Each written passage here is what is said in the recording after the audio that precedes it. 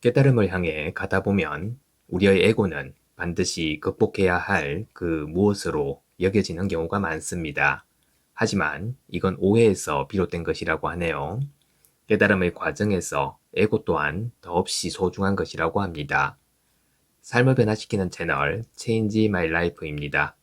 오늘은 아니타 무르자니의 책 두려움 없이 당신 자신이 되세요에 나오는 메시지 중 하나를 전해드리려고 합니다. 출판사는 샨티이고 옮기니는 황근하님이네요. 그럼 시작해 보겠습니다. 우리의 에고는 정말로 부당한 대우를 받고 있습니다. 에고는 깨달음의 최대 적으로 간주되고 있죠. 적어도 제가 젊은 시절에 들은 영적 스승들의 가르침이나 제가 임사체험을 하기 전에 읽은 현대의 영성 서적들에서 그려지는 바는 그렇습니다. 저는 늘 깨달음을 얻고 싶다면 모든 수단과 방법을 동원해 에고를 억누르라 또는 에고를 극복하라 라고 들었습니다. 에고는 진화의 원수로 여겨졌죠. 그러나 에고는 진화의 원수가 아닙니다. 오히려 열쇠이죠. 초심자들이라면 영적 교사들이 에고는 여러분의 적입니다 라고 말할 때 다음과 같은 중요한 질문이 떠오를 겁니다. 에고라는 말이 정확히 무슨 의미인지 일치된 의견이 있기는 한 건가?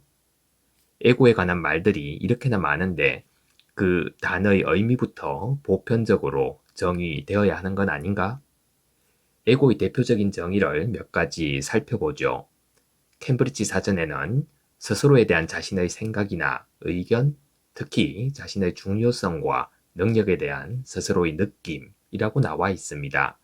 옥스퍼드 사전에는 스스로에 대해 갖는 자존감 혹은 자부심이라고 나와 있습니다. 이것이 대체로 제가 이해하는 에고입니다.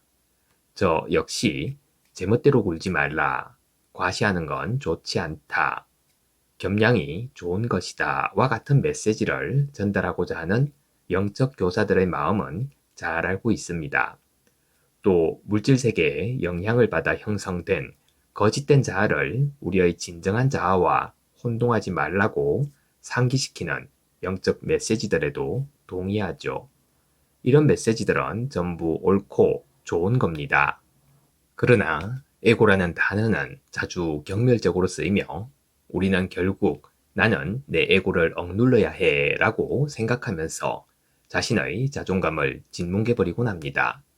우리는 모두 에고를 가지고 있죠. 에고는 그 자체로 나쁜 게 아닙니다. 그것은 당신에게 잘하는 감각을 주죠. 건강한 에고는 당신을 보호해주고 강하게 만들어줍니다. 또한 에고를 가지고 있는 것과 자기 중심적이 되는 것은 다르다는 점도 꼭 짚을 필요가 있습니다. 우리는 에고를 가지고 있기에 자기에 대한 신뢰를 가질 수 있는 겁니다. 그 덕분에 당신은 취약한 상태에 있거나 이용당한다고 느끼는 상황에서 스스로를 지켜낼 힘과 통찰력을 지닐 수 있는 거죠. 그 반면 자기중심적이 된다는 것은 자기 위주이고 자기 이속만 챙기는 것, 그래서 대개는 다른 이들에게 해를 끼치는 것을 가리킵니다. 자기중심적인 사람들은 대개 다른 이들이나 세상이 어떻게 느끼고 무엇을 필요로 하는지 잘 공감을 하지 못하죠. 그러나 결과적으로 에고와 자기 중심성은 같은 범주로 묶이는 경우가 많습니다.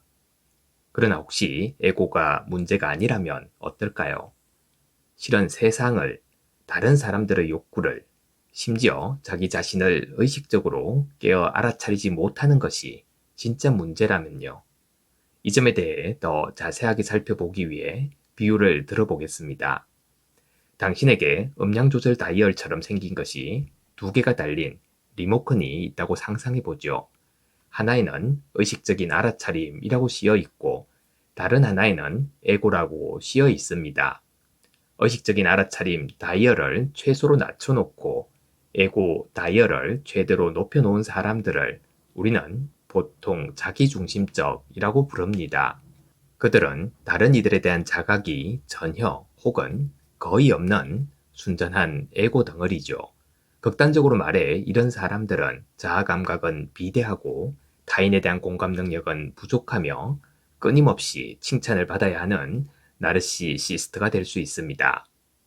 자연히 자기중심적인 사람들의 의식적인 알아차림, 다이얼은 저 아래까지 내려가 있으며 그들은 자신의 육체적 자아보다 더 위대한 무엇, 예컨대 내면의 신비가나 더 높은 자아 같은 것에 대해서는 전혀 자각이 없죠. 그러나 저는 자기중심적인 사람들이 그들의 에고를 반드시 억눌러야 한다고 생각하지는 않습니다. 그것보다는 공감 능력을 키우고 자신의 의식적인 알아차림 능력을 발전시키도록 도움을 받는 것이 좋죠. 자신의 더 높은 자아와 연결되어 있을 때 자기 중심적이 되기는 불가능하기 때문입니다. 의식적인 알아차림 다이얼을 높이 올리면 우리 자신과 우리 내면의 신비가 그리고 우주에 대한 알아차림도 커지게 되죠. 또한 우리 영혼의 목적에 정렬되며 삶에 의미가 생기게 됩니다. 이런 의식적인 알아차림 다이얼이 더 높게 맞춰질수록 우리는 우리가 진정 누구이고 어디에서 왔으며 왜 이 지구에 와 있는지 상기하게 되고 또 우리를 이끌어주는 내면의 신비가의 목소리를 더욱 선명하게 듣게 됩니다. 알아차림이 이처럼 고양되어 있을 때 우리는 주변의 물리적 세상과 그 속에 사는 사람들에게 타인의 고통에 그리고 내 행동이 다른 이들에게 미치는 영향에 매우 민감해집니다. 우리는 주변 세상에는 물론이고 우리 내면의 신비가에도 연결되어 있도록 타고났습니다.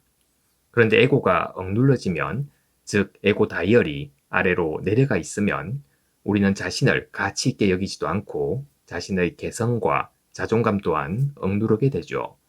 결국 자신은 사랑을 비롯한 긍정적인 것들을 끌어당기거나 받을 자격이 되지 않는다고 느끼게 됩니다.